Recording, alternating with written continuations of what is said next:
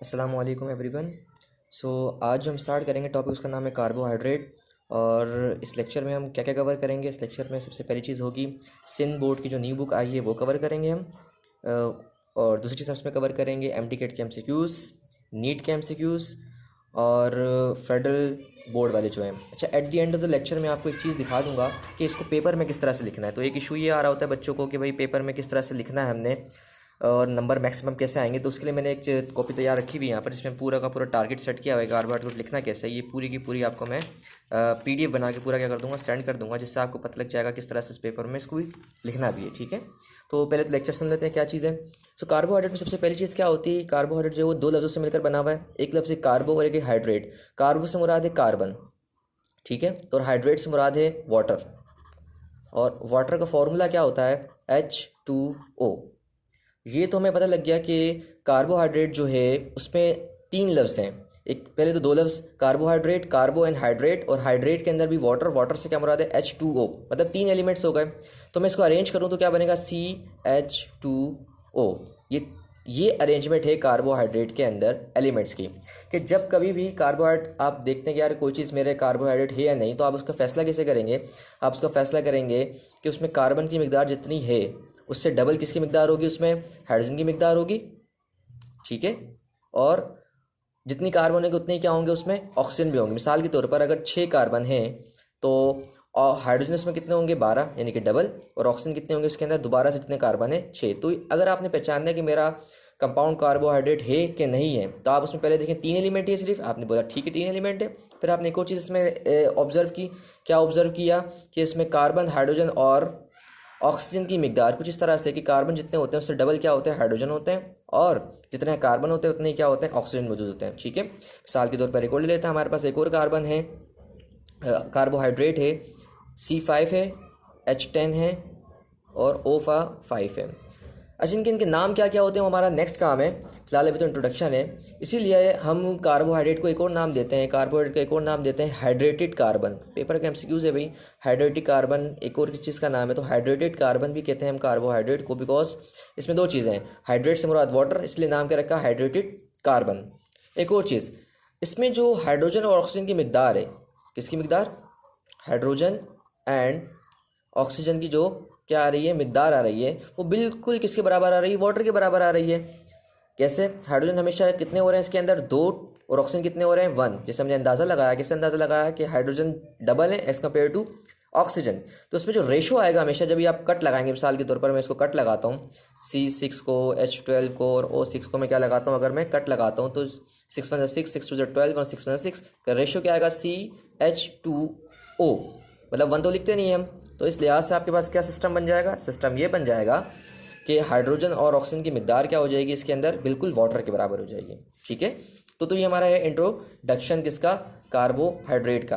Next part में हम जाएंगे कार्बोहाइड्रेट की जो एक और डेफिनेशन है आपकी न्यू बुक में आई है, सिंटैक्स बुक बोर्ड में, वो न्यू डेफिनेशन आई है कि इसको हम एक और नाम देते हैं पॉलीहाइड्रोक्सी कार्बोनाइल।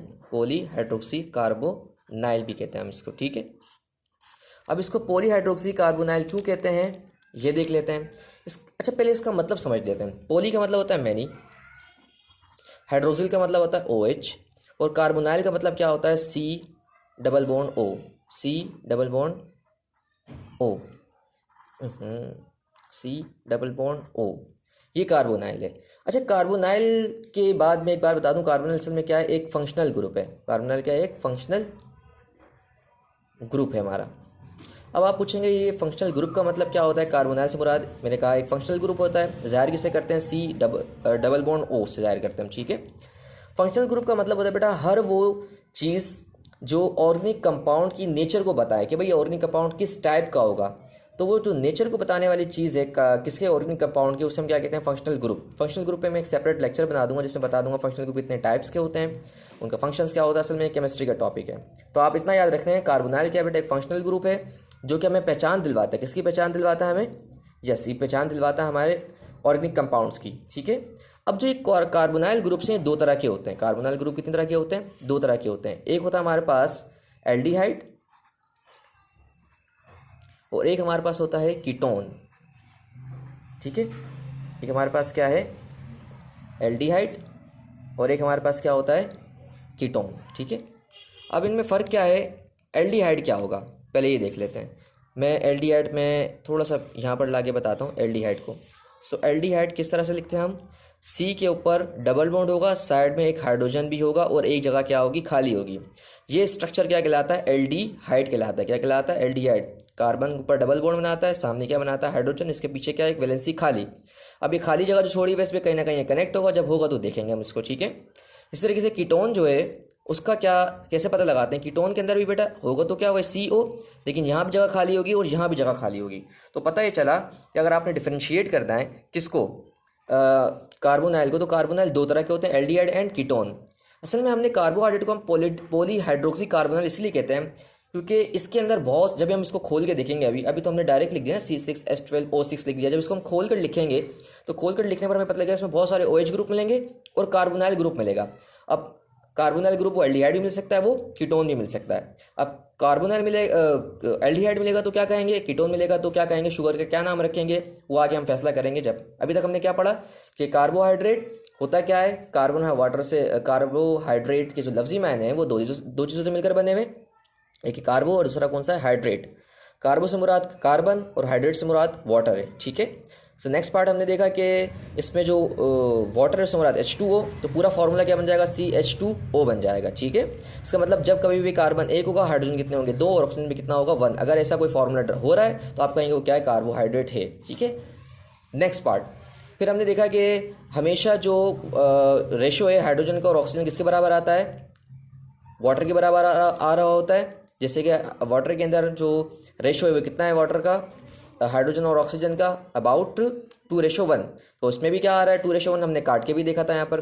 नेक्स्ट पार्ट हमने देखा कि कार्बोहाइड्रेट को एक और नाम क्या देते हैं हम, पॉलीहाइड्रोक्सी कार्बोनाइल। और वो हम अभी प्रूफ भी करेंगे कि कार्बोहाइड्रेट को हम पॉलीहाइड्रोक्सी कार्बोनाइल क्यों कहते हैं। ठीक है, वो नेक्स्ट पेज में आपको प्रूफ कर दूंगा। अगर यहाँ पर एक थोड़ी सी जगह खाली है, यहीं पर स्टार्ट कर देते हैं। तो बेटा ये किस तरह से पॉलीहाइड्रोक्सी, मिसाल के तौर पर मैं ग्लूकोज की मिसाल लेता हूँ, C6 है, H12 है और O6 है। ठीक है, तो ग्लूकोज को हम कितने कार्बन है, 6 कार्बन है, पहले 6 कार्बन बना लेते हैं। ठीक है, ये 6 कार्बन बना लिए हमने, 1 2 3 4 और ये 5 और ये 6 हो गया।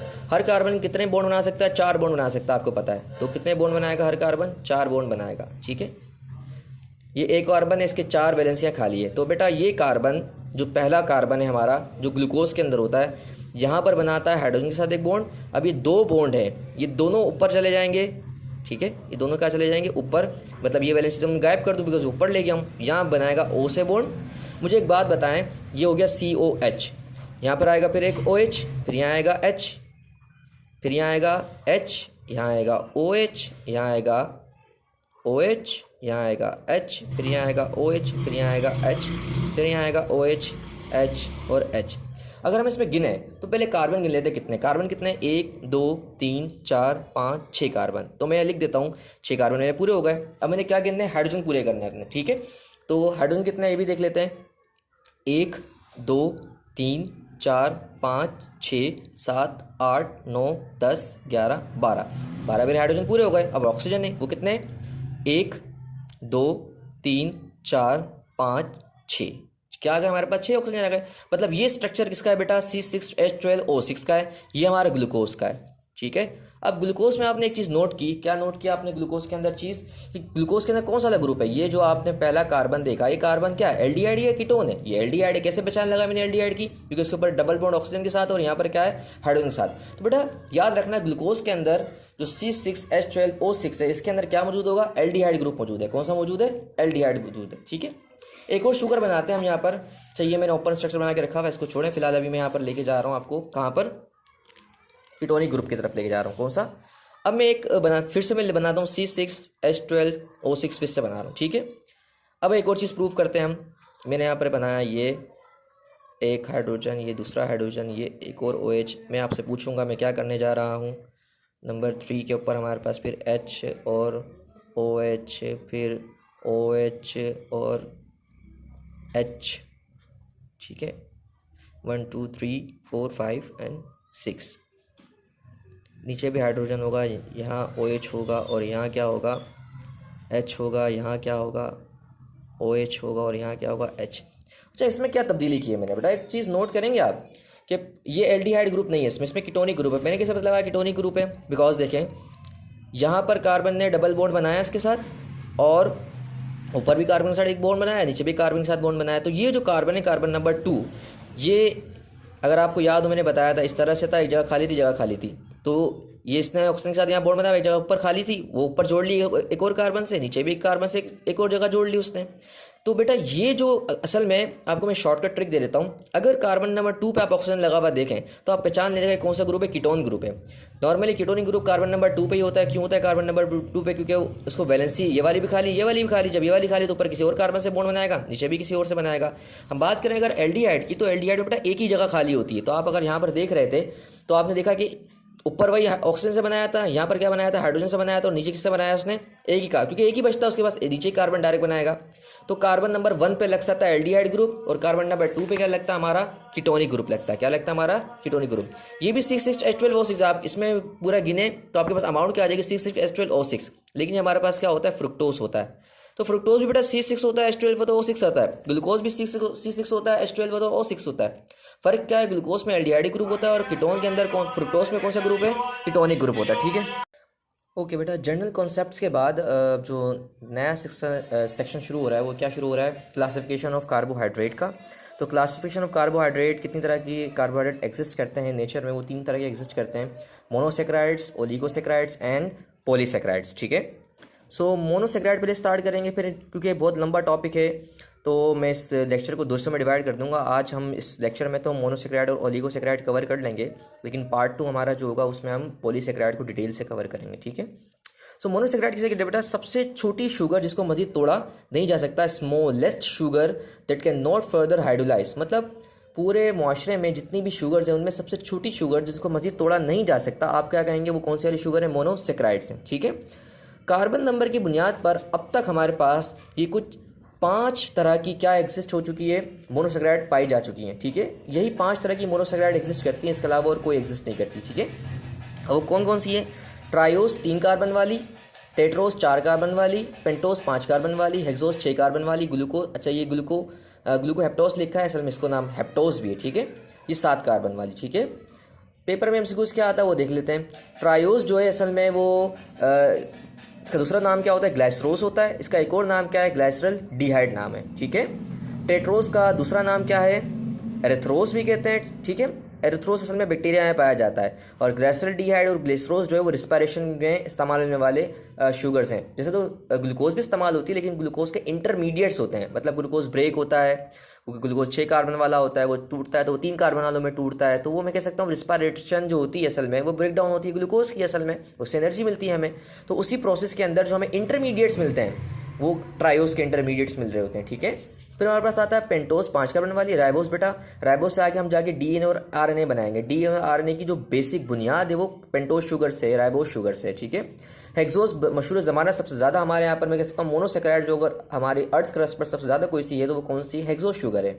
हेक्सोस शुगर जो है वो कौन कौन सी है, ग्लूकोज, फ्रुक्टोस एंड गैलेक्टोस। अब इन तीनों में ना मैं आपको फ़र्क बताऊंगा क्या क्या तीनों में क्या है, फ़र्क क्या है। हालांकि तीनों में C6 होंगे, H12 होंगे और O6 होंगे। फिर ग्लूकोहेप्टोस है, हेप्टोस जो कि अर्थ क्रस्ट पर सबसे कम पाए जाने वाली शुगर कौन सी है हमारे पास, हेप्टोस शुगर है बेटा, याद रखना पेपर में एमसीक्यूज आता है। अर्थ क्रस्ट पर मोनोसेक्राइड सबसे कम कौन सी पाई जाती है, तो सबसे कौन सी लेस कौन सी पाई जाती है, वो हेप्टोस या फिर ग्लूकोहेप्टोस पाई जाती है। ठीक है जी बेटा, अब स्टार्ट करेंगे कि फ़र्क क्या है। देखिए, ग्लूकोज भी 6 कार्बन वाली है शुगर है, फ्रुक्टोज भी 6 कार्बन वाली शुगर है, गैलेक्टोज भी 6 कार्बन वाली शुगर है, मेनोज भी 6 कार्बन वाली शुगर है। ये हमने पीछे मेंशन किया हुआ था कि हेक्सोस जो है C6H12O6, इसमें ग्लूकोज भी है, फ्रुक्टोज भी है और गैलेक्टोज भी है, मतलब सब में ही 6 कार्बन है, सब में ही 12 हाइड्रोजन है और सब में ही 6 ऑक्सीजन भी है। तो इनमें फ़र्क क्या है असल में, उनके नाम अलग अलग है तो इनमें कोई ना कोई फ़र्क भी होगा। तो पहले फ़र्क देखते हैं ग्लूकोज में और फ्रुक्टोज में। मैंने पहले ही बताया था कि ग्लूकोज के अंदर कौन सा वाला ग्रुप होता है, ग्लूकोज में होता है एल्डिहाइड ग्रुप। कौन सा ग्रुप होता है, एल्डिहाइड। तो पहले डिफरेंस तो याद रखना है कि ग्लूकोज के अंदर मौजूद है क्या चीज़, एल्डिहाइड ग्रुप, जबकि फ्रुक्टोज जो इसमें कौन सा ग्रुप मौजूद होता है, कीटोनिक ग्रुप मौजूद होता है। कौन सा ग्रुप मौजूद होता है, कीटोनिक ग्रुप। और कीटोन और एल्डिहाइड में क्या फ़र्क है ये मैं पीछे बता चुका हूँ कि एल्डिहाइड जिसकी शुरुआत ही कहाँ से होती है, COH से, और एक वैलेंसी खाली होती है जिससे वो पीछे नीचे बॉन्ड बनाता है चेन से, जबकि जो कीटोन है उसमें कार्बन ऑक्सीजन के साथ डबल बॉन्ड बनाता है, उसकी ये जगह भी खाली होती है, इसकी ये जगह भी खाली होती है, जिससे ऊपर भी बॉन्ड बनाता है, नीचे भी बॉन्ड बनाता है। तो ग्लूकोज में और फ्रुक्टोज में असल में फ़र्क क्या है? असल में फ़र्क इन चीज़ों के अंदर है कि ग्लूकोज के अंदर अलग ग्रुप है एल्डिहाइड ग्रुप, और कीटोन के अंदर क्या है, सॉरी फ्रुक्टोज के अंदर क्या है, कीटोनिक ग्रुप है। अगर आपसे कोई पूछे इन दोनों शुगर में से मुआशरे में ज़्यादा कौन से वाली शुगर पाई जाती है, तो फ्रुक्टोज ज़्यादा पाई जाती है एज़ कम्पेयर टू ग्लूकोज। की बात याद रखनी है कि फ्रुक्टोज का रेशो क्या है, ज़्यादा है मुआशरे में एज़ कम्पेयर टू ग्लूकोज। ठीक है, नेक्स्ट पार्ट ये है कि अब गैलेक्टोज जो कि मिल्क शुगर भी कहलाती है, गैलेक्टोज क्या कहलाती है बेटा? Milk sugar glucose. ठीक है भाई, तो एक और बात हमने देखनी है, अब गैलेक्टोज का क्या फ़र्क है इन दोनों से। बेटा आप एक चीज़ नोट करेंगे, सब चीज़ें सेम चल रही हैं। आप देखें इसमें भी कार्बन पे वही OH लगा हुआ है और इसमें भी क्या लगा हुआ है, वही लगा हुआ है। ठीक है, सब चीज़ें वही चल रही हैं, लेकिन अगर आप आए कार्बन नंबर 4 पे आए, कार्बन नंबर मैं यहाँ पर बता देता हूँ, 1 2 3 4, 4 की अरेंजमेंट इसकी देखें और इसकी देखें, फ़र्क होगा। 1 2 3 4, चाहिए H है। ठीक है, ये क्या है यहाँ पर H। तो 4 में अरेंजमेंट यहाँ पर क्या है बेटा? अरेंजमेंट ये कि यहाँ पर क्या लगा हुआ है, हाइड्रोजन लगा हुआ है, और यहाँ क्या लगा हुआ है, हाइड्रोक्सिल ग्रुप लगा हुआ है। ठीक है, जबकि ग्लूकोज के अंदर क्या है बेटा? कार्बन नंबर 4 पे OH इस तरफ लगा हुआ है और हाइड्रोजन इस तरफ लगा हुआ है, ये अरेंजमेंट चेंज हो गई। तो इनके अंदर कार्बन नंबर 4 पे इस राइट साइड पर क्या मौजूद है, हाइड्रोजन, और लेफ्ट साइड पर क्या मौजूद है, OH, और इसमें राइट साइड पर क्या मौजूद है, OH, और लेफ्ट साइड पर क्या मौजूद है, H। तो ये बेटा ग्लूकोज और गैलेक्टोज में पूरी चेन एक जैसी है। आप इस कार्बन को देखें, फिर इस कार्बन को देखें, दोनों कार्बन को नोट करते जाएं, फिर इसके बाद चाहिए फिर यहाँ पर आ जाएं, चाहिए कार्बन नंबर 1 यहाँ से स्टार्ट हो रही है। ठीक है, कार्बन नंबर 1 2 3 4 5 और ये 6। अगर आप 4 को भी देखेंगे तकरीबन अरेंजमेंट क्या आ रही है, 4 पे आप देखें यहाँ पर क्या आ रहा है, OH आ रहा है, लेकिन यहाँ पर 4 पे क्या आ रहा है, H आ रहा है। ये फ़र्क याद रखना है आपने। ठीक है, सो आप गिनते जाएं, पहले कार्बन को देखें, इसके पहले कार्बन को देखें, फिर इससे दूसरे कार्बन को देखें, इससे दूसरे कार्बन को देखें आप, फिर तीसरे कार्बन को देखें, तीसरे को देखें, चौथे को देखें, चौथे में क्या आ जाएगा फ़र्क, पांचवा क्या है, एकदम सेम, छठा भी क्या है, एकदम सेम। तो उसके बाद सारे कार्बन सेम चल रहे हैं। बेटा ग्लूकोज और गैलेक्टोज दोनों सेम ही ग्रुप से हैं, दोनों के पास एल्डिहाइड ग्रुप है, बस कार्बन नंबर 4 का क्या डिफरेंस है बेटा। ऐसी शुगर्स जिनमें एक कार्बन का डिफरेंस आए, एक कार्बन की अरेंजमेंट का डिफरेंस आए, हम उन शुगर्स को कहते हैं ये आपस में क्या है, एपीमर है। ये आपस में क्या है बेटा, एपीमर कहलाती है। तो एपीमर की डेफिनेशन क्या होती है, ऐसी शुगर्स या ऐसी चीज़ें जिनके अंदर कार्बन की अरेंजमेंट में फ़र्क आ जाए कि एक तरफ कुछ और हो दूसरी तरफ कुछ और हो, तो ये दोनों शुगर्स आपस में क्या है, एपीमर्स हैं। ठीक है, नेक्स्ट पार्ट आती है, अब यहाँ पर आ जाए मेनोस के ऊपर। कहाँ आ जाए, मेनोस में क्या फ़र्क आ रहा है ये देखते हैं। कार्बन नंबर 1 2 3 4, चले बेटा देखें, इसके कार्बन को गिनते हैं 1 2 3 4 5 6, इसमें भी 6 कार्बन है। फ़र्क कहाँ आएगा बेटा, मैं आपको बता देता हूँ, वैसे ही आप आराम से चलिए देखें। कार्बन नंबर 2 को अगर आप देखें तो कार्बन नंबर 2 पर यहाँ पर क्या है, OH है, और यहाँ पर क्या है, H है। अगर आप आएँ यहाँ पर तो यहाँ पर क्या देखेंगे, कार्बन नंबर 2 ये रहा, सॉरी, सो ये कार्बन नंबर 3 है, तो कार्बन नंबर 2 हमारा ये रहा, और ये कार्बन नंबर 2 हमारा जो है, कार्बन नंबर 2 पे यहाँ पर देखिए हाइड्रोजन है, और यहाँ पर क्या है, OH है। तो यहाँ पर कार्बन नंबर 2 पर OH इस साइड पर है, H इस साइड पर है, और यहाँ पर OH इस साइड पर है और H इस साइड पर है। तो इनमें कार्बन नंबर 2 का क्या आ गया, डिफरेंस आ गया। तो ग्लूकोज और मेनोस के अंदर जो फ़र्क है, असल में किस चीज़ का फ़र्क है, कार्बन नंबर 2 का फ़र्क है। तो ग्लूकोज को अगर फ्रुक्टोज से आप देखें तो पूरे ग्रुप का ही फ़र्क है। वो क्या फ़र्क है, एल्डिहाइड होता है इसमें, और इसमें कौन सा होता है, कीटोन होता है। लेकिन आप ग्लूकोज का गैलेक्टोज से निकालें तो ग्लूकोज से गैलेक्टोज में कार्बन नंबर 4 का डिफरेंस है, बाकी पूरा का पूरा स्ट्रक्चर सेम है। इसमें भी एल्डिहाइड ग्रुप होगा, इसमें भी एल्डिहाइड ग्रुप होगा। और अगर हम बात करें ग्लूकोज की किसके साथ, मेनोस के साथ, तो मेनोस शुगर के अंदर भी एल्डिहाइड ग्रुप ही मौजूद है, लेकिन कार्बन नंबर 2 का डिफरेंस आ रहा है। कार्बन नंबर 2 यहाँ पर ग्लूकोज में राइट साइड पर क्या है, OH, और लेफ्ट साइड पर क्या है, H। और यहाँ पर हम देखेंगे तो क्या फ़र्क आ रहा है, यहाँ कार्बन नंबर 2 पर क्या है, H राइट साइड पर है, और OH क्या है, लेफ्ट साइड पर। तो ये हमारा डिफरेंस है इन चारों की चारों जो आपकी कौन सी कहलाती है, हेक्सोज शुगर्स कहलाती है। ठीक है, नेक्स्ट पार्ट में हम जाएंगे, मज़ीद हम ओलिगोसैकेराइड को स्टार्ट करेंगे। ठीक है जी बेटा, ओलिगोसैकेराइड किसे कहते हैं, जब बेटा 2 से लेकर 10 तक मोनोसैकेराइड आपस में क्या हो जाए, जुड़ जाएं। 2 से लेकर 10 तक क्या हो जाए, मोनोसैकेराइड आपस में जुड़ जाएं, तो जो भी चीज़ मिलकर बनाएंगे हम उनका नाम क्या रख देंगे, ओलिगोसैकेराइड नाम रख देंगे। ठीक है, अब उनमें से अगर 2 आपस में जुड़ते हैं तो उनका अलग नाम रख दिया गया, और बाकी अलग जुड़ते हैं तो उनका अलग नाम रख दिया गया। 2 से 10 तक जुड़ेंगे तो एक नाम तो कॉमन है, वो क्या आएगा, ओलिगोसैकेराइड। ओलिगोसैकेराइड की कितनी टाइप आ जाएंगी, 2 टाइप आ जाएंगी। जब 2 जुड़ेंगे तो अलग नाम रखेंगे, 2 से ज़्यादा जुड़ेंगे तो अलग नाम रखेंगे। ठीक है, अच्छा, जुड़ने के लिए जो लिंकेज चाहिए ना, जो बॉन्ड चाहिए जुड़ने के लिए, उस बॉन्ड का नाम क्या है, उस बॉन्ड का नाम है ग्लाइकोसाइडिक लिंकेज। यानी कि मेरे पास एक ये है, मोनोसेक्राइड, एक और मोनोसेक्राइड है। इन दोनों को आपस में जोड़ने के लिए जो बॉन्ड चाहिए उस बॉन्ड का नाम क्या है? Glycosidic linkage. बेटा अब इसके ना अलग से मैं आपको एक लेक्चर तैयार करके दूंगा ग्लाइकोसाइडिक लिंकेज का। ये बहुत सारे टाइप्स के होते हैं। ये होता है alpha 1,2 glycosidic linkage, alpha 1,4 glycosidic linkage, alpha 1,6 glycosidic linkage, फिर बीटा, फिर इस तरह से बीटा भी होता है, बीटा 1,2, बीटा 1,4, बीटा 1,6। ठीक है, इस तरह से हमारे पास क्या है तो मौजूद होते हैं इस तरह से। ठीक है, सो अब हम ये देखेंगे कि जब दो मिलते हैं तो उनका अलग नाम रख दिया हमने। देखो ये दो मिले या दो से ज़्यादा मिले आपस में, लेकिन लिमिट कितनी है? 10 की है। 3 से लेकर 10 तक मिलेंगे अलग नाम रखेंगे, दो मिलेंगे तो अलग नाम रख देंगे, लेकिन दोनों ही किसके टाइप हैं? ओलिगोसेक्राइड की। ठीक है, जब दो मिलते हैं तो उनका नाम क्या रख देते हैं? हम डाइसेक्राइड नाम रख देते हैं। जब दो मोनोसेक्राइड आपस में मिलेंगे आपस में तो हम नाम क्या रख देंगे? Disaccharide. And disaccharide is the type of oligosaccharide. Disaccharide is the type of oligosaccharide. ठीक है, दो से ज़्यादा मिलेंगे तो हम उनके लिए लफ्ज़ लगाते हैं डेक्स्ट्रिन का। यानी क्या 3 से लेकर अगर 10 तक मिलते हैं आपस में तो हम उसके लिए लफ्ज़ क्या लगाएंगे? डेक्स्ट्रिन। ये एक्स है। ठीक है, डेक्स्ट्रिन का लफ्ज़ लगाते हैं। नेक्स्ट, सो डाइसेक्राइड हम देख लेते हैं। यहाँ पर बेटा ग्लूकोज भी एक मोनोसेक्राइड है, ग्लूकोज एक और मोनोसेक्राइड है। दो मोनोसेक्राइड आपस में मिलेंगे तो एक नई चीज़ बनेगी, इसका नाम रखेंगे हम डाइसेक्राइड। अब यहाँ पर ग्लूकोज और ग्लूकोज के मिलने से जो नई चीज़ बनी उसका नाम क्या रखा है? माल्टोस रखा हुआ है। ग्लूकोज भी एक क्या है? मोनोसेक्राइड। ये भी ग्लूकोज भी क्या है? एक मोनोसेक्राइड। दोनों मिले बनेगा एक नई चीज़, वो जो डाइसेक्राइड है। जो नई चीज़ बनी उसका नाम रखा हमने माल्टोस, तो माल्टोस एक डाइसेक्राइड है। फिर हमारे पास है ग्लूकोज प्लस फ्रुक्टोज। क्या है हमारे पास? Glucose plus fructose. तो ग्लूकोज और फ्रुक्टोज जब आपस में मिलेंगे तो नई चीज़ क्या बन रही? सक्रोज। सक्रोज हमारे पास क्या होगा? अगेन एक डाइसेक्राइड।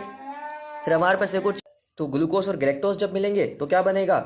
लैक्टोज बनेगा। हमने कहा था बेटा galactose is the milk sugar, तो गैलेक्टोज को अगर आपने मिला दिया ग्लूकोज में तो मैं कह सकता हूँ कि जो नई बनने वाली शुगर होगी वो डाइसेक्राइड तो होगी, लेकिन इसको भी हम मिल्क शुगर कहेंगे, मिल्क शुगर डाइसेक्राइड वाली। अगर वो कहता है which one of the following is the disaccharide milk sugar तो आप कहेंगे लैक्टोज, और अगर कहता है which one of the following is the monosaccharide milk sugar तो आप कहेंगे गैलेक्टोज। तो एमसीक्यूज देखकर लगाना, अगर मोनोसेक्राइड का जिक्र करेगा तो आप लिखेंगे गैलेक्टोज, और अगर वो डाइसेक्राइड का जिक्र करता है तो आप लिखेंगे लैक्टोज। ठीक है भाई, चले नेक्स्ट बात पे आते हैं। एक हमारे पास होती है रिड्यूसिंग शुगर और एक होती है नॉन रिड्यूसिंग शुगर। अच्छा, रिड्यूसिंग शुगर से पहले और नॉन रिड्यूसिंग शुगर को बताने से पहले आपको पता होना चाहिए रिडक्शन क्या होती है और ऑक्सीडेशन क्या होती है। ठीक है, तो इस पेज पर मैंने सारी थोड़ी सी डेफिनेशंस लिख दी हैं। सो बेटा ऑक्सीडेशन का मतलब क्या होता है? किसी भी कंपाउंड में से इलेक्ट्रॉन का लॉस हो जाना, या हाइड्रोजन का लॉस हो जाना, या फिर उसमें ऑक्सीजन का ऐड हो जाना। अगर किसी कंपाउंड में से इलेक्ट्रॉन लॉस हो रहा है तो समझ लें वो कंपाउंड ऑक्सीडाइज हो रहा है। अगर किसी कंपाउंड में से हाइड्रोजन निकल रहा है तो समझ लेना कि वो कंपाउंड ऑक्सीडाइज हो रहा है। अगर किसी कंपाउंड में ऑक्सीजन ऐड हो रहा है तो भी वो कंपाउंड क्या हो रहा है? ऑक्सीडाइज हो रहा है। हम कहेंगे ऑक्सीडेशन हुई है और कंपाउंड ऑक्सीडाइज हुआ है। सर रिडक्शन का मतलब क्या होगा? अगर किसी कंपाउंड में से आपने इलेक्ट्रॉन को डाला है, किसी कंपाउंड में आपने इलेक्ट्रॉन को डाल रहे हैं तो आप वहाँ पर क्या हो गया? रिडक्शन हो गई, और वो कंपाउंड भी क्या हो गया? रिड्यूस हो गया। अगर किसी कंपाउंड में आप हाइड्रोजन डाल रहे हैं तो वो कंपाउंड रिड्यूस हो गया, और अगर किसी कंपाउंड में से ऑक्सीजन को निकाल रहे हैं तो भी वो कंपाउंड क्या हो गया? रिड्यूस हो गया। तो तीन चीज़ें होनी चाहिए, तीन चीज़ों से कोई एक भी चीज़ होगी तो हम कहेंगे रिडक्शन हो जाएगी। अगर उसमें से इलेक्ट्रॉन आप डाल रहे हैं तो वो रिड्यूस हो गया, अगर आप इसमें से हाइड्रोजन डाल रहे हैं तो भी क्या हो गया? वो रिड्यूस हो गया, अगर आप उसमें से ऑक्सीजन को निकाल रहे हैं तो वो क्या होगा? अगेन रिड्यूस होगा। तो ऑक्सीडेशन और रिडक्शन की डेफिनेशन आनी चाहिए। अब ये बात तो हमें समझ आ गई। नेक्स्ट पार्ट पे आते हैं हम। ये हमारा जो टॉपिक था that is reducing sugar. Reducing sugar का मतलब क्या होता है? वो वाली शुगर जो दूसरों को क्या करेगी? रिड्यूस करेगी और खुद क्या हो जाएगी? ऑक्सीडाइज। बेटा ऐसी शुगर्स जो दूसरों को क्या करेंगी? रिड्यूस करेंगी और खुद क्या हो जाएंगी? ऑक्सीडाइज हो जाएंगी। ऐसी शुगर्स को आप क्या कहेंगे? Reducing sugars. अगेन मैं फिर से रिपीट कर रहा हूँ, रिड्यूसिंग शुगर्स वो शुगर्स होती हैं जो दूसरों को क्या करते हैं? रिड्यूस करती हैं और खुद क्या हो जाती हैं? ऑक्सीडाइज हो जाती हैं। ठीक है, ठीक है भाई। अच्छा, नॉन रिड्यूसिंग शुगर क्या होगी? जो कि दूसरों को रिड्यूस नहीं करेगी और ना ही खुद क्या होगी? ऑक्सीडाइज होगी। तो बेटा ऐसी शुगर्स जो खुद दूसरों को रिड्यूस कर सकती हैं, खुद ऑक्सीडाइज हो सकती है, तो हम कहेंगे वो क्या है? रिड्यूसिंग शुगर्स हैं। वो हमारे पास क्या है? माल्टोस है और लैक्टोज है। बेटा रिड्यूसिंग शुगर उन्हीं को कहेंगे जिनके अंदर फ्री एल्डिहाइडिक ग्रुप होगा या फ्री कीटोनिक ग्रुप होगा। ठीक है, फ्री एल्डिहाइडिक ग्रुप होगा या तो फ्री कीटोनिक ग्रुप मौजूद होगा। ये बात याद रखनी है।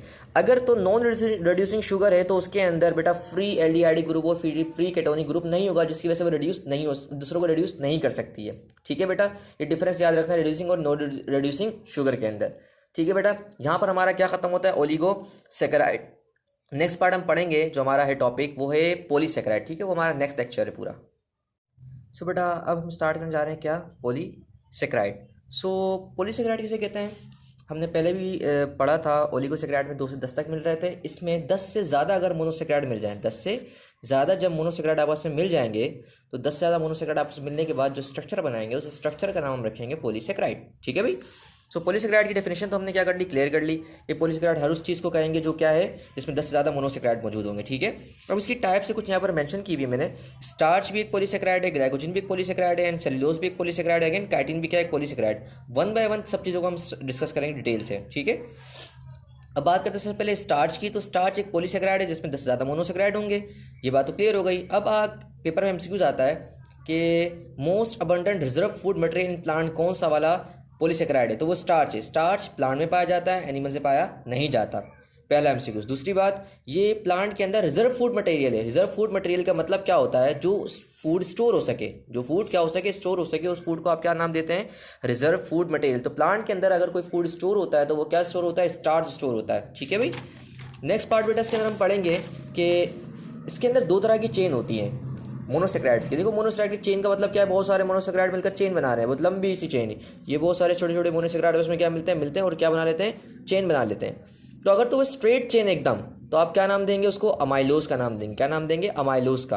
और अगर वो चेन कैसी है, स्ट्रेट, और उसमें क्या मौजूद है, ब्रांच भी मौजूद है, बहुत सारी जगह पर क्या मौजूद है, ब्रांच। इस तरह से मैं ब्रांच बना रहा हूँ आप, ठीक है।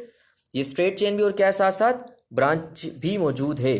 तो आप क्या कहेंगे, ऐसी चेन इसमें स्ट्रेट चेन भी और स्ट्रेट चेन कह रहा हूँ जिसमें क्या है, ब्रांच चेन है। मोनोसेकेराइड आपस में मिल रहे हैं, मिलने के बाद क्या बना रहे हैं, ब्रांच बना रहे हैं। तो हम कहेंगे वो वाली जो चेन है, उस चेन का नाम क्या है, अमाइलोपेक्टिन। तो कार्बोहाइड्रेट की या फिर कह सकते हैं ग्लूकोज की वो वाली चेन जो स्ट्रेट होगी उसे हम कहेंगे अमाइलोज, और ग्लूकोज की वो वाली चेन जो क्या होगी, ब्रांच होगी, उसका नाम क्या रखेंगे, अमाइलोपेक्टिन। इसको डिफरेंशिएट कैसे करते हैं कि कोई स्ट्रेट चेन मोनोसेकेराइड की चेन है या फिर ब्रांच चेन है मोनोसेकेराइड की चेन है। तो अब इससे अंदाज़ा लगाते हैं, उसको पानी में डिजोल्व करें। हॉट वाटर के अंदर बेटा अमाइलोज डिजोल्व हो जाएगा। अमाइलोज क्या होगा, हॉट वाटर में डिजोल्व हो जाएगा, जबकि अमाइलोपेक्टिन हॉट वाटर में डिजोल्व नहीं होगा। तो आपको डिफरेंशिएट हो जाएगा ये जो चेन है मेरे पास कार्बोहाइड्रेट की, वो स्ट्रेट है या फिर ब्रांच है। तो किसे पता लगाएंगे आप, उसको पानी में डिजोल्व करेंगे, हॉट वाटर में डिजोल्व हो जाएगी। अमाइलो से डिजोल्व नहीं हो रही तो अमाइलोपेक्टिन है, ठीक है।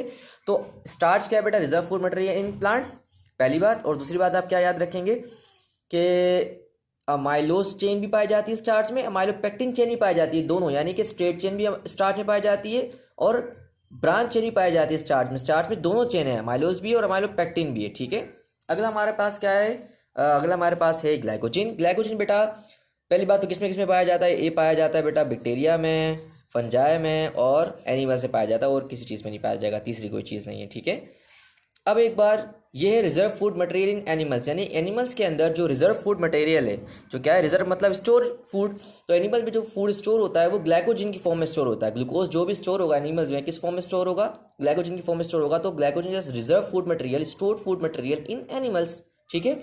ह्यूमंस के अंदर कहाँ कहाँ स्टोर होता है बेटा, लीवर में स्टोर होता है, और कहाँ स्टोर होता है, ये मसल्स में स्टोर होता है। अब लीवर में कैसे कितना स्टोर होता है, 95% तो कहाँ स्टोर होता है, लीवर में स्टोर होता है, 5% कहाँ स्टोर होता है, मसल्स में स्टोर होता है, ठीक है। इसमें बेटा सारी की सारी स्ट्रेट चेन होती है, सारी की सारी क्या होती है, स्ट्रेट चेन होती है, कोई भी ब्रांच चेन मौजूद नहीं है, सारी की सारी क्या होंगी, इसमें स्ट्रेट चेन होंगी, ठीक है। बात आती है सेल्यूलोज की। सेल्यूलोज भी क्या है हमारे पास, एक पॉलीसेकेराइड है। पेपर में एमसीक्यू ज़्यादा बेटा, सबसे ज़्यादा दुनिया में पाया जाने वाला पॉलीसेकेराइड कौन सा है, most abundant carbohydrate in nature, मतलब पूरी दुनिया में सबसे ज़्यादा पाया जाने वाला पॉलीसेकेराइड कौन सा, तो आप बताएंगे सेल्यूलोज। देखो मोनोसेकेराइड था फ्रुक्टोज, ठीक है, ओलिगोसेकेराइड है सक्रोज, और इस तरह से अगर पॉलीसेकेराइड को पूछे सबसे दुनिया में कौन सा वाला है, तो आपका जवाब होगा सेल्यूलोज, सबसे ज़्यादा पाया जाने वाला नेचर में पॉलीसेकेराइड, ठीक है। कहाँ पाया जाता है, प्लांट की सेल वॉल में पाया जाता है। कहाँ पाया जाता है, ये प्लांट की सेल वॉल में पाया जाता है, और ये सिर्फ और सिर्फ किससे बना हुआ है, ओनली स्ट्रेट चेन, यानी कि अमाइलोज से बना हुआ है। किससे बना हुआ है, अमाइलोज से, उसमें अमाइलोपेक्टिन मौजूद नहीं होती, ठीक है भाई। सेल्यूलोज से ही बनी होती है प्लांट की सेल वॉल। नेक्स्ट पार्ट हमारे पास क्या है बेटा, काइटिन। तो काइटिन का एक फॉर्मूला याद रख लें, C8H13O5N, क्योंकि आएगा पहला हमारे पास कह सकते हैं कार्बोहाइड्रेट जिसमें अमाउंट क्या मौजूद है, एन की मौजूद है। वैसे नॉर्मली किसी कार्बोहाइड्रेट में एन मौजूद नहीं होता, यानी कि नाइट्रोजन मौजूद नहीं होता। मैं कह सकता हूँ कि ये कार्बोहाइड्रेट या ग्लूकोज की मॉडिफाइड फॉर्म है, इसमें हमने मॉडिफिकेशन लेके आए हैं जिसकी वजह से इसमें एन लग गया, वरना नॉर्मली नहीं लगता, ठीक है। एक पहला एमसीक्यू। दूसरी बात ये कि आप कहेंगे सर कि आपने कहा था पॉलीसेकेराइड में 10 से ज़्यादा क्या होते हैं, मोनोसेकेराइड मिलते हैं। तो बेटा यहाँ पर एन डाला हुआ मैंने, एन का मतलब ये कि ये बहुत सारे मिलते हैं तो एक काइटिन मिलता है, बनता है। बहुत सारे C8H13O5N बहुत सारे मिलेंगे तो तब जाके क्या होगा, काइटिन बनेगा। तो एक बात याद रखनी है, 10 से ज़्यादा ही मिलेंगे तभी काइटिन बनेगा, 10 से कम मिलेंगे तो काइटिन नहीं बनेगा, ठीक है। एक और बात बेटा, हम काइटिन को क्या कहते हैं, एन एसिटाइल ग्लूकोसामाइन, क्या कहते हैं, काइटिन का दूसरा नाम क्या है, एन एसिटाइल ग्लूकोसामाइन। आपको ये डिफरेंस मतलब एक जो मसला आ रहा होगा, मसला ये आ रहा होगा कि एन एसिटाइल ग्लूकोसामाइन का मतलब क्या है, वो नीचे मैंने मेंशन किया है, इसको मैं स्टडी करवाता हूँ। अच्छा, एक और बात है कि पेपर में एमसीक्यूज आता है बेटा अमाइड डेरिवेटिव ऑफ ग्लूकोज की, क्योंकि अमाइड डेरिवेटिव का मतलब होता है इसमें एन एच हो, एन एच कहीं भी लगा होगा हम कब उसके लफ्ज़ क्या लगाते हैं, अमाइड का लफ्ज़ लगाते हैं। तो अभी हम देखेंगे कि काइटिन के अंदर एन एच मौजूद होगा, किस तरह से मौजूद होगा वो देख लेंगे अभी हम, ठीक है। तो एक बात याद रखना है, काइटिन का एक और एमसीक्यूज है कि ये क्या है, असल में अमाइड डेरिवेटिव ऑफ ग्लूकोज है, ठीक है। नेक्स्ट, अब आगे बेटा एन एसिटाइल ग्लूकोसामाइन। तो सबसे पहले मैं बता दूं, इस पर एसिटाइल से मुराद क्या होता है बेटा, 2 कार्बन नजर आ रहे हैं, CH3CO, इतना पार्ट क्या कहलाता है, एसिटाइल कहलाता है, इतना पार्ट क्या कहलाता है, एसिटाइल कहलाता है। इसके बाद बेटा नेक्स्ट पार्ट हमारे पास क्या है, NH, क्या है ये, NH, इसको हम पढ़ते हैं अमाइन, अमाइड भी पढ़ते हैं, अमाइन भी पढ़ते हैं, ठीक है। अब दूसरी चीज़ क्या आ जाती है हमारे पास, ग्लूकोज, वो साथ लगा हुआ है। तो ये पूरा का पूरा काइटिन जो है असल में उसके साथ ग्लूकोज होगा, NH होगा, और दूसरी क्या चीज़ होगी, CH3CO, इतना पार्ट क्या कहलाता है, एसिटाइल कहलाता है, इतना पार्ट क्या कहलाता है, अमाइन कहलाता है, इतना पार्ट क्या कहलाता है, ग्लूकोज। तो पूरा मिलाकर हम क्या पढ़ते हैं, एन एसिटाइल ग्लूकोसामाइन, क्या पढ़ते हैं, एन एसिटाइल ग्लूकोसामाइन। बेटा ये जो है बिल्कुल किसकी तरह होता है, सेलुलोज की तरह ही होता है, क्योंकि ये पॉलीसेकेराइड है। ज़्यादातर इसकी तशबीहात किसके साथ है, सेलुलोज के साथ है।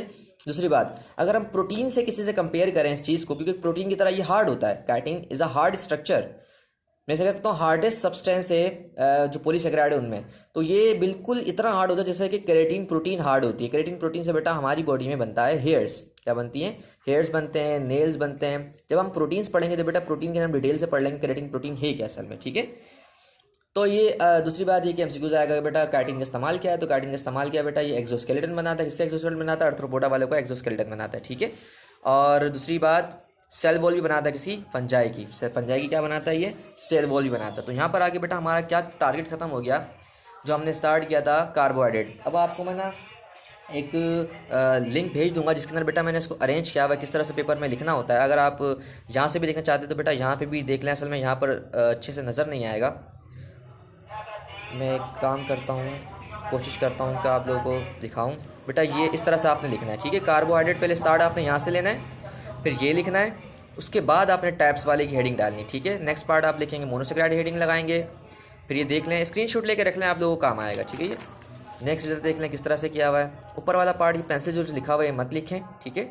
ये जितना भी पेंसिल लिखा हुआ पार्ट है वो स्क्रीनशॉट ले लें बेटा, इसकी भी, इसकी भी। जिस तरह से काम किया बेटा पेपर में अगर इस तरह से आप लिख के आएंगे तो इंशाल्लाह नंबर आने के चांसेस 100% है, ठीक है।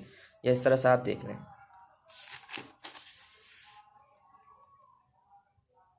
ये सारी चीज़ें क्या कर लें, आप नोट कर लें।